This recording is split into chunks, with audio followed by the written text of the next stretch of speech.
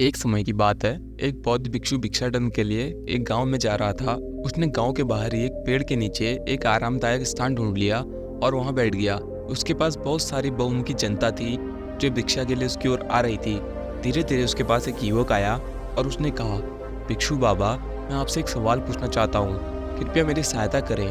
भिक्षु ने युवक को एक मुस्कान के साथ देखा और कहा, जरूर, मैं तुम्हारे प्रश्न का उत्तर देने की कोशिश करूंगा। पूछो, क्या चाहते हो?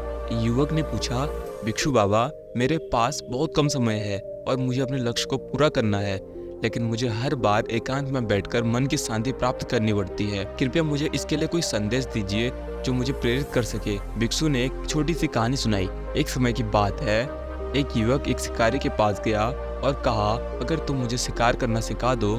शिकारी ने उसकी इच्छा को समझकर कहा, तुम मेरे साथ चल कर देख, मैं तुझे शिकार करना सिखा दूंगा।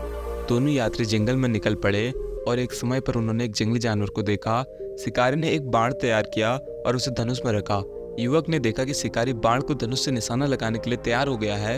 युवक ने हैरानी से पूछा, आपने बाण क्यों नहीं छोड़ा? शिकारी ने मुस्कान के साथ उत्तर दिया, बेटा, तुमने देखा कि मैंने विचार पूर्वक बाण को छोड़ा ही क्यों नहीं। विचार करने के बाद मैंने देखा कि जब मैं बाण को छोड़ता हूँ तो मेरे लिए शिकार करना सरल हो जाता है।